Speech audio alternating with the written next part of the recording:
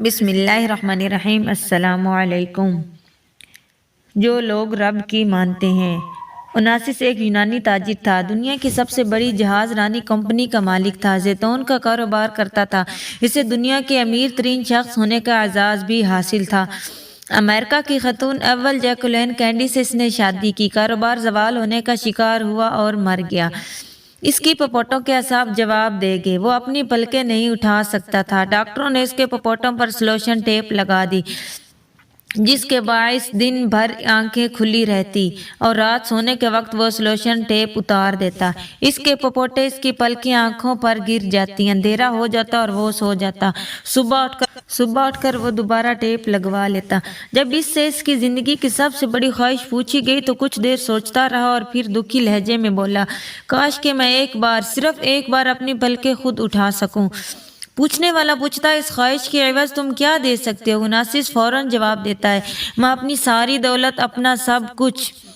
ہمارے رب کا کرم دیکھیے، ہم اپنی پلکیں خود اٹھا سکتے ہیں۔ ہماری پلکوں کی حرکت اوناسس کی پوری دولت سے قیمتی ہے۔ پلکیں ہی کیا، ہمارے رب نے ہمارے جسم کو ایسی نعمتیں بخشی ہیں جس کا دنیا میں کوئی نعم البدل نہیں۔ ان نعمتوں میں سے کوئی ایک کم ہو جائے تو ہم دنیا بھر کے خزانے لٹا کر وہ نعمت دوبارہ حاصل نہیں کر سکتے۔ دل ایک خودکار مشین کی طرح ہے جو کہ دن میں 1,03,686 مرتبہ دھڑکتا ہے۔ یہ دھڑکنیں کم یا زیادہ ہو جائے تو ہماری زندگی کا سارا ربڑ ٹوٹ جائے گا۔ یہ درست ہے کہ اب ہم مصنوعی دل لگوا سکتے ہیں، لیکن اس کے بعد زندگی کس قدر خوفناک ہو جاتی ہے ہم اس کا تصور نہیں کر سکتے۔ ہماری آنکھیں 1,10,00,000 رنگ دیکھ سکتی ہیں۔ آنکھیں رنگوں کی شناخت کی یہ صلاحیت کھو دیں تو دنیا کا سارا سونا انسان کو اس کے رنگ نہیں لوٹا سکتا۔ ہماری زبان جیسی کوئی مشین ایجاد نہیں ہوئی جو ذائقہ بتا سکے، جو لیموں کی ترشی اور سیب کی مٹھاس میں فرق کر سکے۔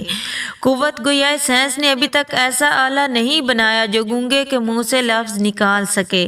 ہونٹ نہ ہو تو ہم کھا سکتے ہیں، پی سکتے ہیں اور نہ ہی پوری طرح بول سکتے ہیں۔ 35% لفظ ادائیگی کے لیے ہمارے ہونٹوں کے محتاج ہیں۔ لعاب دہن ہے، دنیا میں ابھی تک کوئی ایسا کیمیکل ایجاد نہیں ہوا جو منہ میں لعاب پیدا کر سکے۔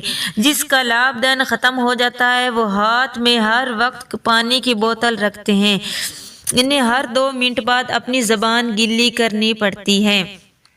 انسانی ناک 3,000 خوشبوئیں سونگھنے کی صلاحیت رکھتی ہے، خوشبو کی حس کھو جائے تو دوبارہ نہیں ملتی۔ پھیپھڑے دن میں 15,000 بار سانس لیتے ہیں، سانسوں کی یہ تعداد کم یا زیادہ ہو جائے تو انسان ادھموا ہو جاتا ہے۔ یقین کیجیے ہمارا ایک ایک سانس، ہمارے بدن کا ایک ایک لمحہ اس کے کرم، اس کے رحم اور اس کی عنایتوں کا اعلان کرتا ہے۔ جس پر اس کی عنایت اور رحم و کرم کے سلسلے بند ہو جاتے ہیں، وہ شاہ ہو یا گدھا، اس کی زندگی اجیرن بن جاتی ہے، دکھ سے بھر جاتی ہے۔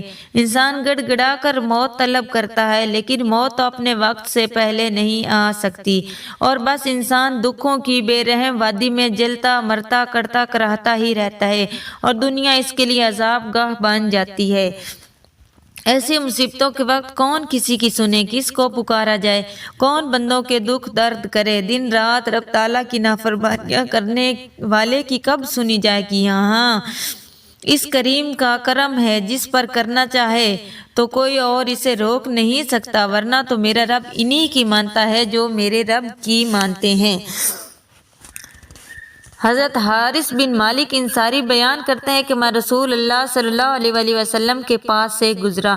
آپ صلی اللہ علیہ وآلہ وسلم نے فرمایا، اے حارث، تم نے کس حال میں صبح کی؟ عرض کیا، حضور، میں نے ایمان کی حقیقت پا لینے کے ساتھ صبح کی۔ آپ صلی اللہ علیہ وآلہ وسلم نے فرمایا، سوچ لو تم کیا کہہ رہے ہو، کیونکہ ہر چیز کی ایک حقیقت ہوتی ہے، سو تمہارے ایمان کی حقیقت کیا ہے؟ انہوں نے کہا، میں دنیا سے بے رغبت ہوں، میں رات بھر بیدار رہا اور دن بھر پیاسا رہا، یعنی روزہ سے رہا، گویا میں عرش الہی کو اپنی آنکھوں سے دیکھ رہا ہوں، اور گویا میں اہل جنت کو سامنے دیکھ رہا ہوں، وہ ایک دوسرے کی زیارت کر رہے ہیں، اور گویا میں اہل دوزخ کو دیکھ رہا ہوں، وہ بھوک سے بلبلا رہے ہیں۔ آپ صلی اللہ علیہ وآلہ وسلم نے فرمایا، آئے حارث، تم نے حقیقت میں ایمان کی معرفت پا لی ہے۔ تم اس کیفیت کو اس مذکورہ اوصاف کے ساتھ اپنے لیے لازم کیے رکھنا۔ اگر ویڈیو پسند آئے تو لائک اور شیئر کر دیں۔ شکریہ۔